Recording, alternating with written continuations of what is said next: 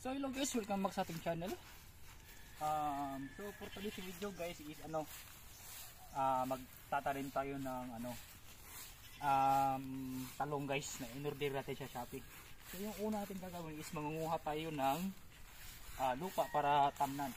So naka-ready na yung mga secret weapon natin, palat at balde, lalagyan. So let's go, tara. Okay na. So dito tayo makukuha guys, kita yung taba-taba ng lupa. Ito yung gagamitin natin pang litik ng pang tanim ng eggplant guys, saka may passion fruit din tayong itatanim. Diba ang itim, sobrang itim ng lupa guys. Inulingan kasi ito noon ng guys, ng kahoy. Dito kami nag-uling noong kapanahon ng bata pa kaya tataba ng lupa dito guys. Yan. Ito yung gagamitin natin pang litik guys. Yan. So kalahati lang yung kukunin natin. Since hindi naman gaano karami yung tatanim natin guys.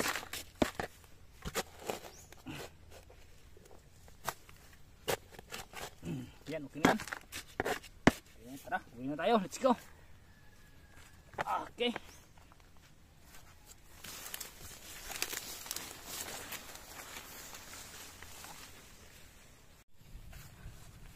So, ito na guys. Dito natin ilalagay yung mga pula. Ito yung pinaglagyan natin noon ng guys, nung talong na itinanim natin doon banda. Doon yun. Tsaka dito. Dito. So ito ulit yung gagamitin natin sa ngayon. Okay, tara. Kuha na tayo ng lupa, no? Yan. Okay. Maramihin lang natin guys. Yan. Okay.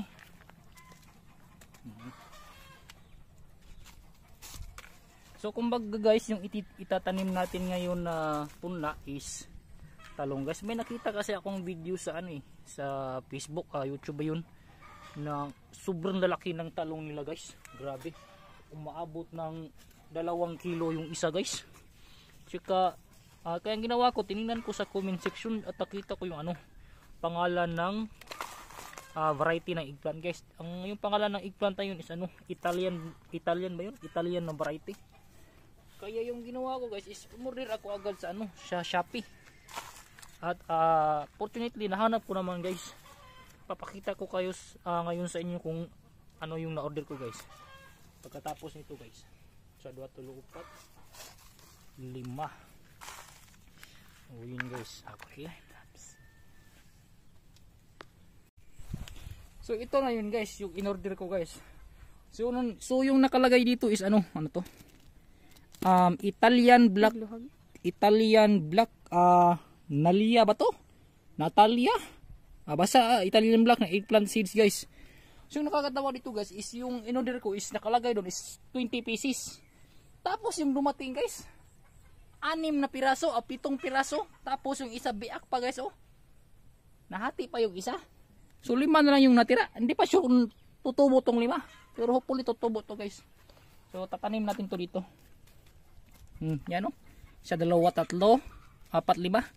Di pa sure kung mabubuhay to guys. Sana mabuhay to. Okay, yan. Sus, Ginoo ko, Mare Joseph. So, yan guys.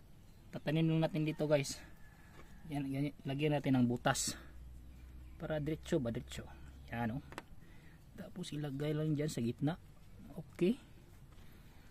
Lagyan ng butas. Okay.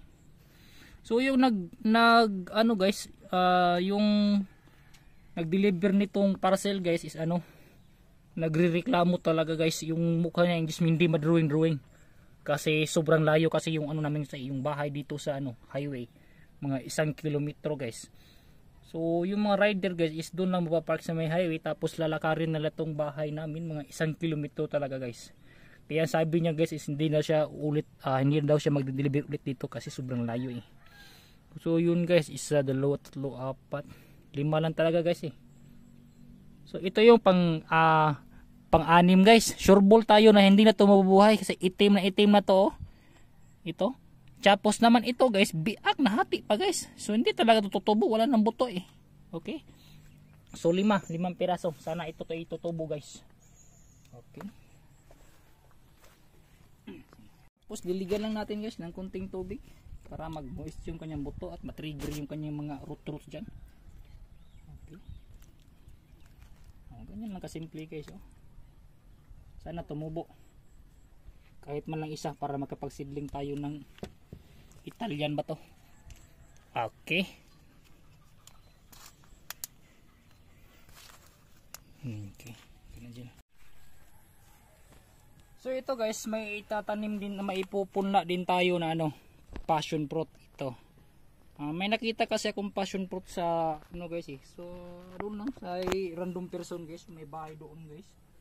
So may nakita akong passion fruit tapos nagandahan ako sa guys sa kanyang sa tsura ng kanyang bunga. Kaya humingi ako ng isang bunga para pangpunda natin, di ba? Tsaka is masarap din daw to kasing guys eh, gawing juice. Kaya yun, nangingi na lang ako. Di ba? Sana tumubo to guys. Ang bango guys, sobrang bango. Parang yung kanyang baho guys is yung kanyang amoy is parang parang marang. Yun yung amoy talaga ng passion fruit na to guys. So sana tumubo ito guys. Maraming liso, marami itong buto guys Yan yan So sabay natin punla to sa eggplant natin. Hindi ko lang alam kung ilang days to bago tumubo yung kanyang mga kung bago mag-sprout to guys.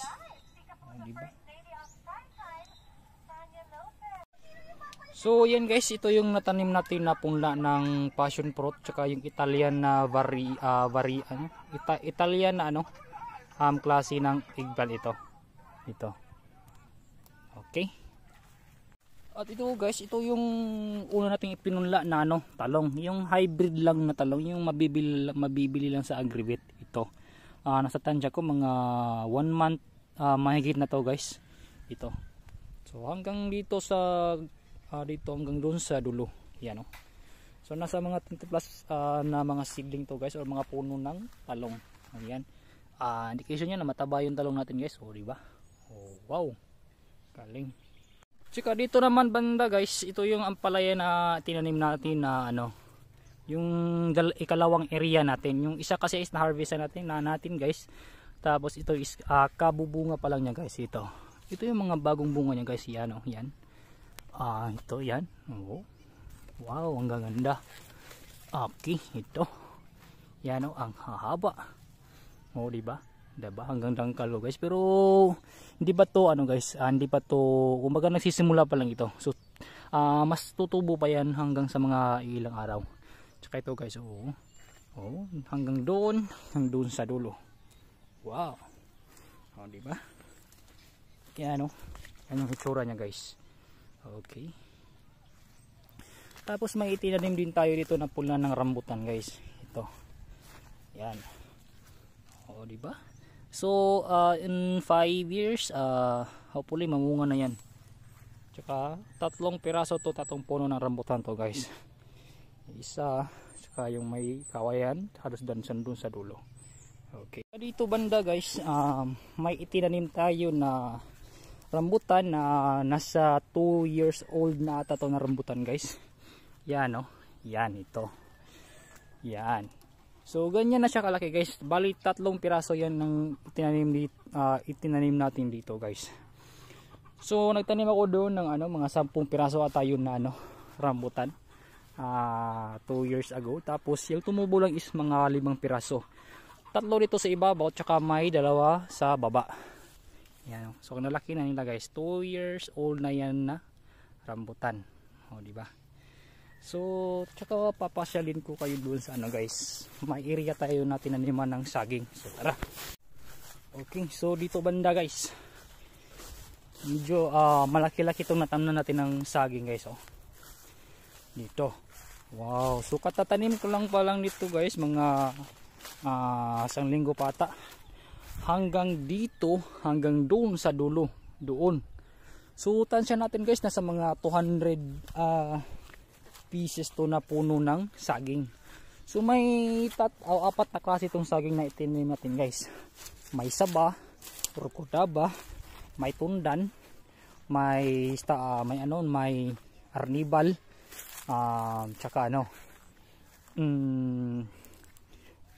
tindok na saging or yung malalaki na saging guys. Ito, yan ito yung kordaba na saging guys, hanggang doon sa may tuktok, hanggang doon sa dulo, doon yung may dalawang niyog doon sa may gilid. Okay, tsaka may itinanim din tayo dito na rambutan guys.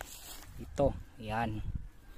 So nasa tansya ko guys, mga 30 plus to na seedling na rambutan na itinanim natin dito. Yan So hopefully mamumunga to ng marami guys. Yan, sa dulo. Okay, ito yung rambutan guys. So ang variety na to na rambutan guys is madali lang tong siyang mamunga. Kumbaga yung kanyang pinakamatagal is 3 taon, mamumunga na yan guys. Diba? Mabuti na yung may pinunla tayo para mayaanihin tayo sa pagdating ng panahon. Okay, yan. Hanggang doon sa dulo yung sagingan natin guys. So kung napapansin nyo guys, season na ngayon ng taniman ng palay dito sa amin. Kaya yan tinatrabaho ng mga tao dito yung mga palayan. Nilalandmaster nila guys, preparation for planting sa rice. Okay. Tsaka may papakita din tayo na area guys na sinimulan pala nating tabasan ng damo. Papasyal ko kayo dun guys, tara. Okay. Dito sa area na to guys, ito yung bago nating tinabasan ng mga damo, nilinisan. Para yung plano natin dito guys sa area na to is tatamnan natin ng maraming saging. Although may mga saging na guys yan, pero medyo malayo sila guys. Kumbaga tatamnan ulit natin ng malapitan. Yan kasi yung spacing nila guys sobrang layo sa isa-isa yung kanyang mga puno. So lalagyan natin yan sa gitna. Sayang kasi yung space kasi. So yan So tatamnan natin to ng saging saba hanggang dito, hanggang doon sa may dulo, doon luwak sa bungtod na yan. So medyo malaki tong area natin guys. Sinimulan natin nung isang araw tabasan ng damo para tamnan. Diba? So yung plano natin dito is tamnan ng saging tsaka rambutan din. Mahilig kasi ako sa rambutan guys but may lansones naman din tayo na ipinunla guys. Sa maraming ipinunla natin, yung nabuhay lang is 6 na piraso ng lansones. Yung magandang klase na lansones, yung maliit pa lang siya tapos mumunga na, yan yung pinunla natin guys. Diba? Ang laki ng area na to guys. Yan yung tatamnan natin ng maraming saging. Diba? Hanggang dito hanggang doon sa dulo, doon, tsaka doon din. Yung sagingan natin guys, tatamnan natin yan lahat. Okay. Tapos pasyal ko din kayo sa may itikan namin guys. Ito yung ginawa natin ng kulungan noon guys, mga 1 month ago. Ito tapos di pa siya nangitlog guys. Hindi ko alam kung di pa bati pa na itlog yung itik natin guys. Tininan ko naman araw-araw kung may itlog doon sa may ginawa natin na pugad. Wala namang itlog guys, pero antay-antay lang tayo. Yan guys okay, bali mga 8 piraso 8 piraso to na itik guys, isang lalaki tapos 7 na babae guys. Yung iba is doon ata sa may tubigan. Okay, may rambutan din pala tayo dito na itinanim guys. Yan yan hanggang doon. Itong may mga kawayan na yan guys, may mga tanim din yan na rambutan. Okay. Tapos guys okay, pasyal ko kayo dito sa may babuyan natin guys. May 4 kami na baboy guys. Ito yung yan ito yung kasama nung ibinenta natin yung pagka fiesta dito guys. 6 sila na pagkakapatid. Ito lang yung natira. Okay, since yung anay namin guys, yung mga nanay nila is matanda na guys, so kailangan na palitan. So ito yung ipapalit namin na anay namin guys. May dalawa din kaming ditong biik guys. Yan. Yan dalawang yan is iihawin natin yan sa sa New Year tsaka sa fiesta dito. Pag ito yung fiesta sa amin guys, yan lilitsunin natin yung dalawang yan. So ito yung guys, yung anay namin guys. Ito yung kailang mga mother nila guys. Okay, so yan. So buntis yan guys. Yung mga anak yan guys is today. December 4. But kaya binabantayan namin guys. Possible kasi nito guys is madidelay yung kanyang pag-anak. So kasi kadalasan nangyayari sa ano namin guys, madidelay ng isang araw o dalawa. So bantay-bantay lang kami guys, baka itong anak, so i-video din natin yun. Okay, ito yung prepare natin na lalagyan ng mga biik guys. Yun yung ginawa natin, hindi lang natin na videohan. Okay. Tapos guys, ito may rambutan pa dyan guys. May rambutan pa doon. Ito yung ano guys, yung ampalaya natin na unang itinanim. So naka-harvest na kami dito guys, mga 4 times kami naka-harvest na dito. Okay, tingnan naman guys, ang dadami ng kalang mga bunga guys. Yan, wow. So ito yung organic na guys, kumbaga walang fertilizer tsaka yung mga pesticide na may bili sa mga tindahan. Hindi tayo gumagamit nito guys. Yan So ang sarap na ito ganito guys, kahit nga kilawin po dito wow, sobrang ganda nila guys. Hanggang doon sa dulo, sa daming bunga nila guys. Okay, so yun lang yung video natin today guys. Dito nagtatapos po yung kung ano yung pang araw-araw natin na buhay dito sa probinsya. Okay, so keep in touch tayo, and don't forget to subscribe guys. Isang subscribe niyo po is malaking tulong na po yun sa channel natin. So hanggat sa uli nating pagkikita, paalam, bye bye.